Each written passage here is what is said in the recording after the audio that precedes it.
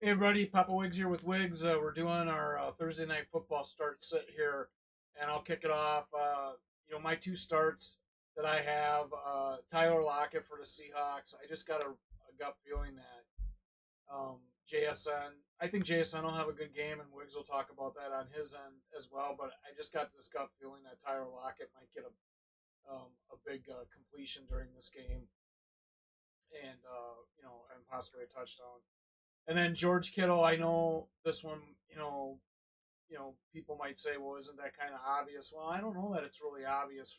And, with all the weapons the 49ers have, I just got this gut feeling that it might be that he's going to be looking at another big game here, even with all the other weapons. And I could see him having 7, 8 receptions um, and breaking 100 yards. And then Lockett, I can see having, three or four receptions, and one of those being a bigger one for potential touchdown. And I think he could be, maybe around that 80-yard, um, uh, uh,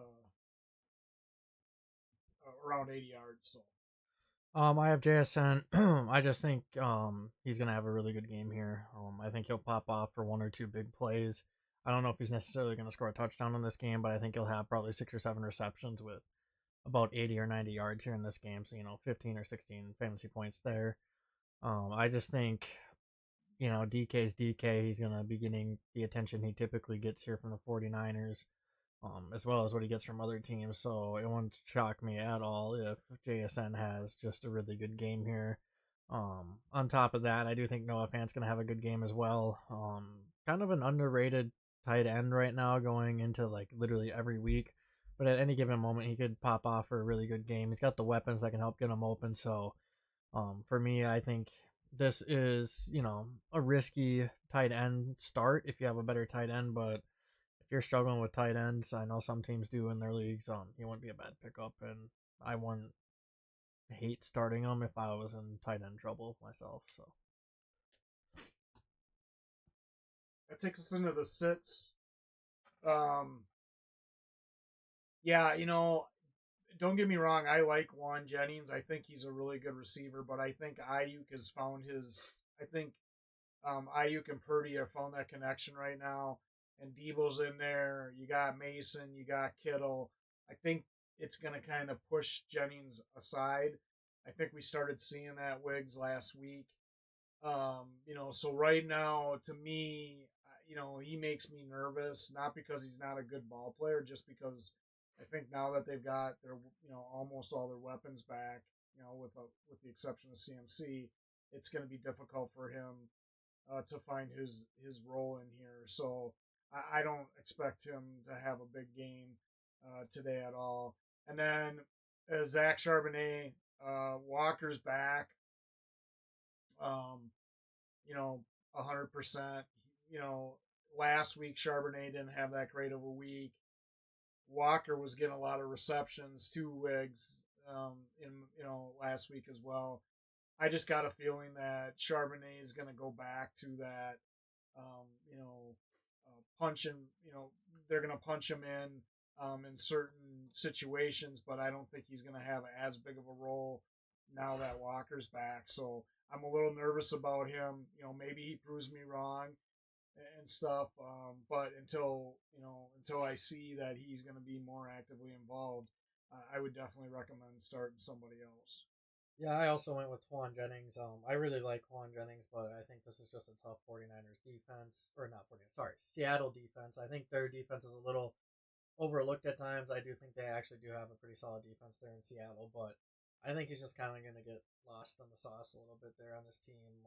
Brandon Ayuk's coming too finally. It only took him a month to finally have a good game, and I just think the presence of Debo is always Debo. Like he's going to be getting the ball more than Juan Jennings, so I just think having those two guys ahead of you as well as George Kittle, it just makes it a little bit harder. But again, he is one of those receivers where at any given point you can go for 70 yards and a touchdown. So he's one of those risky type starts at a flex.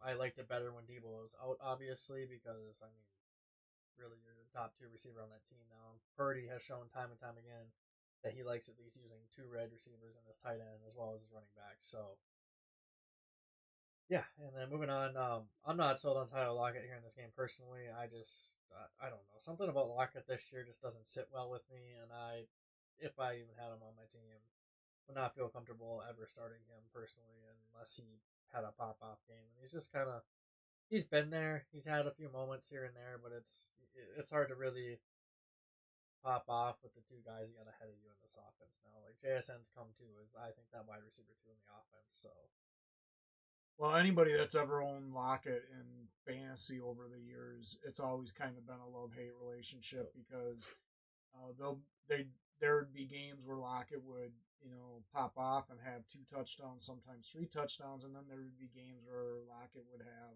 one reception and not do anything. So I definitely think that like I said, I went with him as a start just because I got a gut feeling that he might have a decent game. But I agree with you, Wiggs. He's really difficult to judge. yeah. And I agree with you on Juan Jennings as well. I do think that both of these guys deserve a spot on the bench if you got room for them, especially Juan Jennings, because at any given point, you just never know if Debo goes down, because of the way they use him and how much they use him in the offense.